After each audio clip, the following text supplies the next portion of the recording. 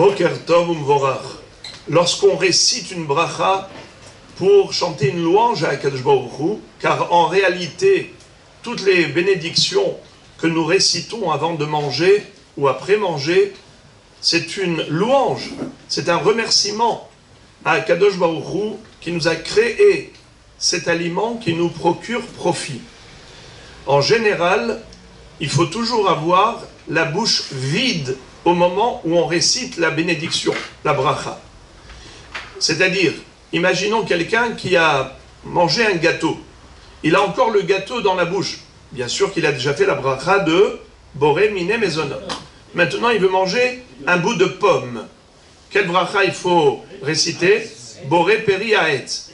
Est-ce qu'il peut réciter la bracha de Boré Peri Haetz quand il a encore le gâteau dans la bouche? Non. Il faut que la bouche soit vide. Pourquoi? On apprend du Passouk dans Tehilim, où David Amelech va dire « Imalefi tehilatecha » ma bouche, elle se remplit de ta louange. Et étant donné que la louange doit remplir notre bouche, quand on fait une louange à Dieu, eh bien, il ne faut pas qu'il y ait autre chose dans la bouche. Mais maintenant, si par exemple, on a mangé, par exemple, on a pris un bout de gâteau, on l'a mis dans la bouche. Et maintenant, on s'est rendu compte qu'on a oublié de réciter la bracha de Boré Miné Mezonot. Qu'est-ce qu'on fait?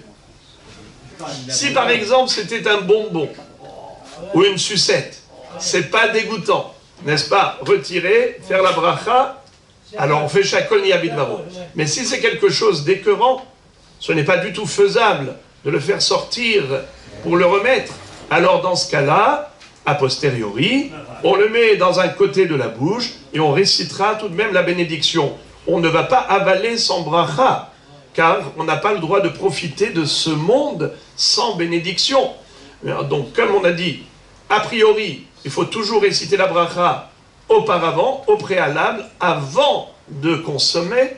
Si on a déjà mis dans la bouche et qu'on s'est rappelé qu'on n'a pas encore fait la bracha, alors tout dépend de la nature de l'aliment. Si c'est écœurant de retirer, alors dans ce cas-là, on fera la bracha avec l'aliment en bouche, mais sinon, si ce n'est pas écœurant, comme j'ai dit, un bonbon, et surtout si on n'est pas devant des gens, parce que si on est devant des gens, peut-être que même un bonbon, ça peut être écœurant. Alors, on n'a pas le droit d'écœurer les gens. C'est un sourd.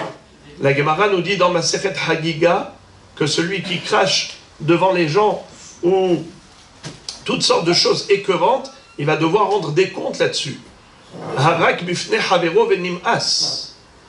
Et là-dessus, dit le Passouk, Ki al kol ne'alam yavi Elokim bamishpat. Ki al kol davar yavi Elokim bamishpat, al kol ne'alam im tov et imra. Faire une chose qui dégoûte les gens et qui les écœure, eh bien, c'est un manque de respect pour la société. Et donc, il faut faire attention à cela. Bruchim tiyu.